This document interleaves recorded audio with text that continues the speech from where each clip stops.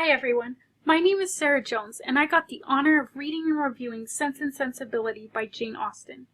I remember when I was about 13 years old, a friend showed me the Sense and Sensibility BBC movie. I fell in love with the storyline and characters, so I was pretty excited when I was assigned this book for the book report. I hope today I can share a little of my book review with you.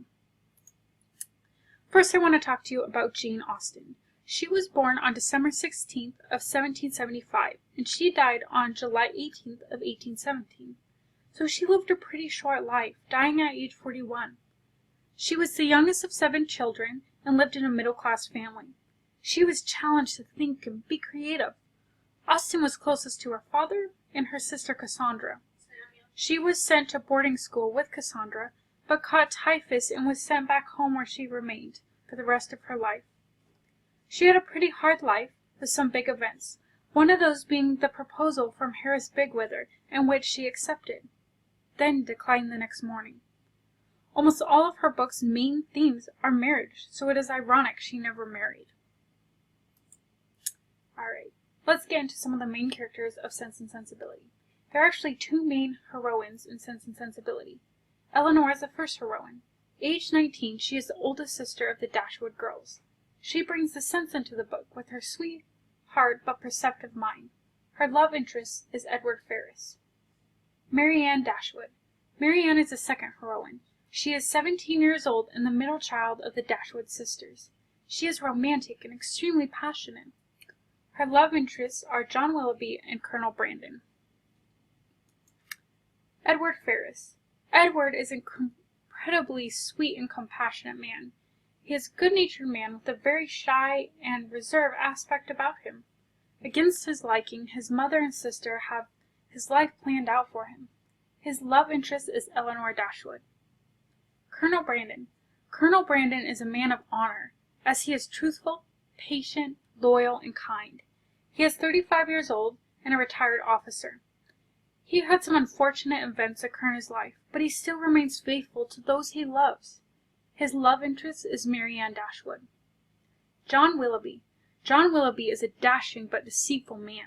He is described as good-looking, well-read, and appreciates art, but his willful, reckless actions impact him and everyone else.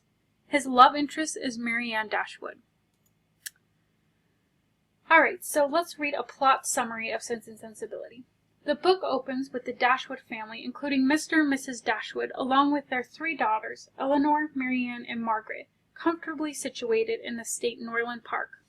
Mr. Dashwood dies, and his stepson moves in with his stuck-up wife named Fanny. They inherit everything, leaving the Dashwood women with a little income and in need of a home. Thanks to a distant relation, the Middletons, the Dashwood ladies are invited to live at Barton Park. This causes some grief for Eleanor, since she has fallen in love with Fanny's kind brother, Edward, who is staying with them. The women set into their new house at Barton Park. The sisters become acquainted with 2 men, Colonel Brandon and John Willoughby. Marianne soon falls in love with Willoughby after he saves her.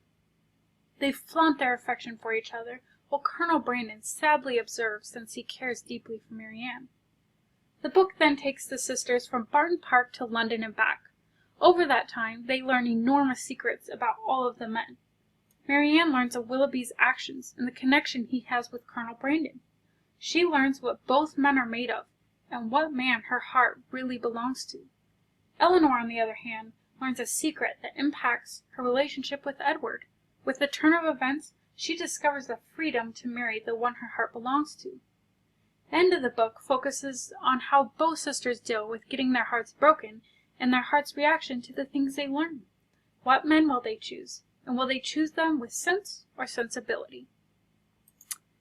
Alright, now I want to give you a little context about this book. This was the first book to be published by Jane Austen. It was published in 1811 and set in the late 1790s, when work was not a necessity. We'll talk about that a little later. Wealth was measured by the size of one's house, property, and inheritance, so one usually gained money from inheritance, not necessarily work. Austen was surrounded by Romanticism. A time of transition was about to take place and usher in realism. Her works were her own, full of satire and a new kind of literature. Essentially, she bridged the divide between romance and realism. Alright, so some of the themes of Sense and Sensibility. Expectation versus reality. Marianne and Mrs. Dashwood have extremely romantic views, causing a lot of drama. A good example is Marianne's view of marriage. She thinks it's only passion and attraction. She later learns there is more to a real union, such as kindness and respect for each other. Truth versus deception.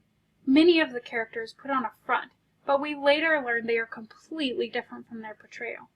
For example, Willoughby seems like a dashing young gentleman, but we find out that he is almost a villain. Marianne falls for the deceptions, but Elinor discerns the truth. Money. From chapter 1, we see money as one of the central themes for Sense and Sensibility. The Dashwood sisters are withheld money, therefore they must marry someone who can provide for them.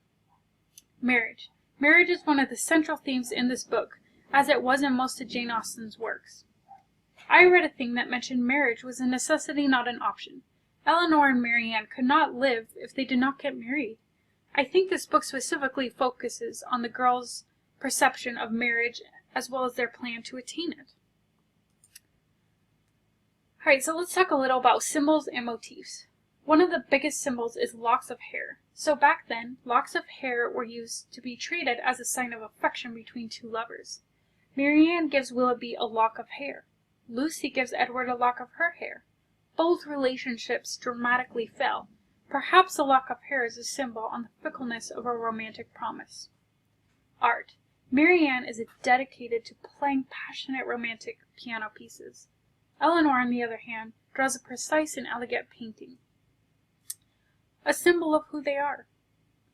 Alright, so some of the motifs. Gender. The men control the women, and the women cannot do without the men. It's kind of an interesting play here, but I see it a lot in this book. Now my favorite is sacrifice versus selfishness. This gets me so excited because I think sacrifice is one of the most beautiful portrayals of love. So we see this in Elinor leaving Norland Park. So she was in love with Edward, but she moved with her family away from Edward just to make them happy. Marianne being boisterous about her feelings for Willoughby.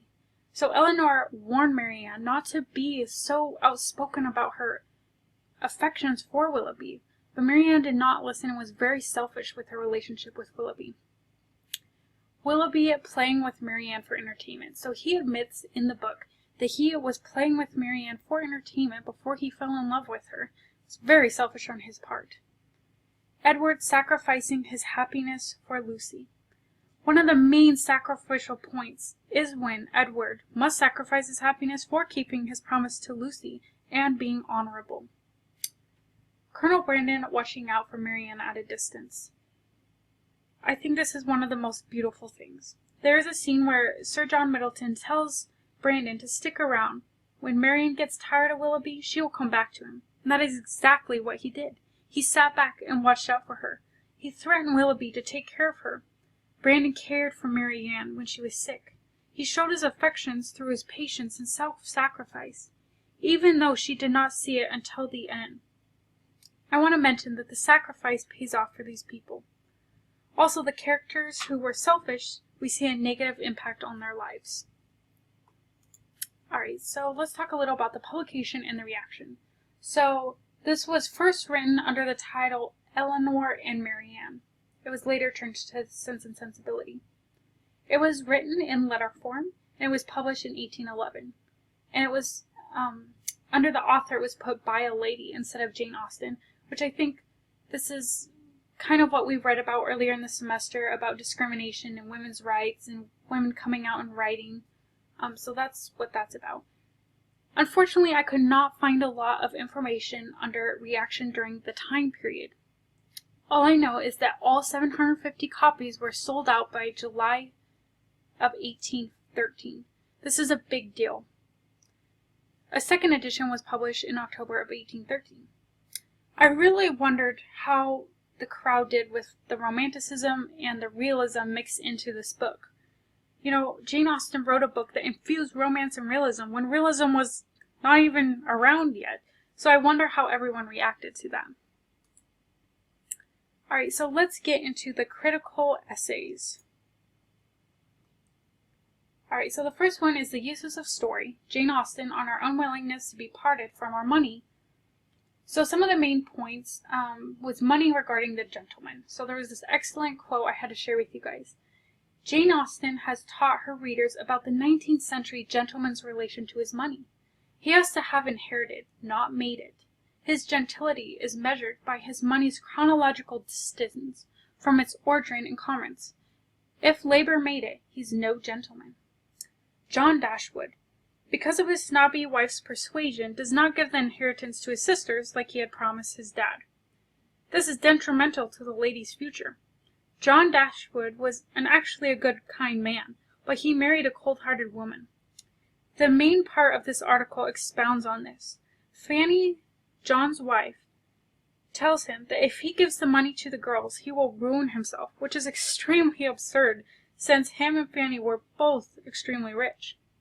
The last point the article stated that we will not give money if we think that we will not gain anything in return.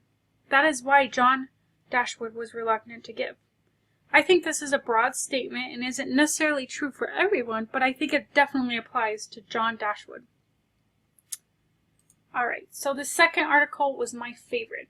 Sonship, Liberty, and Promise. Keeping in Sense and Sensibility. So some of the main points was John Dashwood and John Willoughby treat promises in a secular, kind of Unitarian way, while Colonel Brandon and Edward treat promises in the traditional Christian way. Colonel Brandon is good when everyone is bad. He keeps his promises when no one else does, and it hurts him. The article expounds on this, but I'm not going to go into it since there's spoilers involved.